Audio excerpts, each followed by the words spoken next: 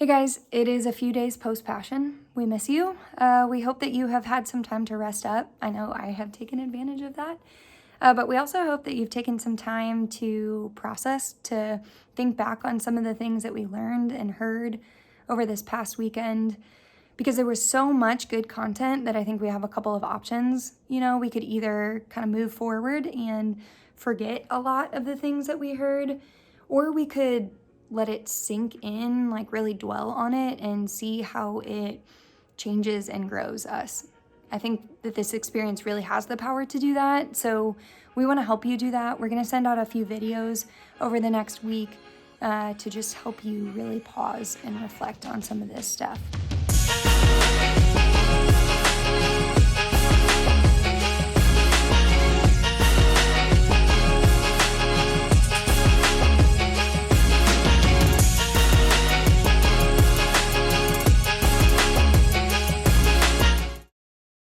So I've been thinking about my own experience of worshiping Jesus along 55,000 other people, which is kind of crazy. And I just keep coming back to that first session where Tebow was talking about Mark 4, where the disciples, they were in a boat with Jesus and a storm comes, but then Jesus just with his words calms the storm. And the disciples, they see his power, they see his authority, and their response is, who then is this that even the wind and the sea obeys him? And Tebow said that is the real question, right? Like that's the bottom line. Who then is this? I think he called it the great question, but it was, who is Jesus and who is he to you? And I really like that the conference started this way because it just kind of gets at the core of what Passion is all about, why it exists. Like again and again, we heard that we were there to glorify the name that is above all names, the name of Jesus. And so this might sound really simple, might seem kind of basic, but what I would encourage you to do today is to just try to answer that question. Like take out a piece of paper and at the top, write, who is Jesus? And then about halfway down, write, who is Jesus to me? And take a crack at it. If you feel like you don't really know the answer to that question, that's totally okay.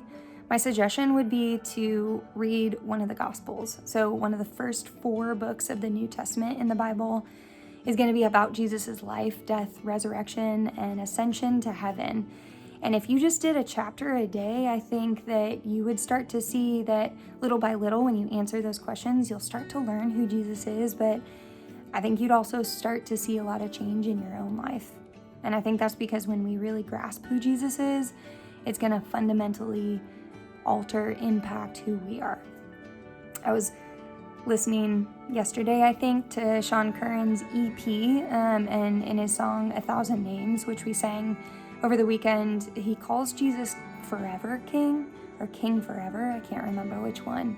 But either way, it got me thinking, like, if Jesus is my king, if Jesus is your king, then how should our lives actually practically reflect that?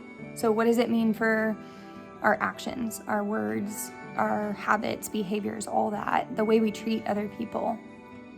I think when we answer that question of who is Jesus and who is Jesus to me, then we're really going to start to see that it's not pockets of our life that affects. It really does impact our entire lives.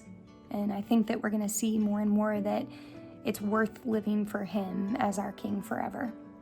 So hopefully that is something that is encouraging and helps you walk forward with this week. I would really just say stop, take some time to think on that, pray on that, and see what it does in your life. Okay, we're going to have some more stuff for you tomorrow, so stay tuned.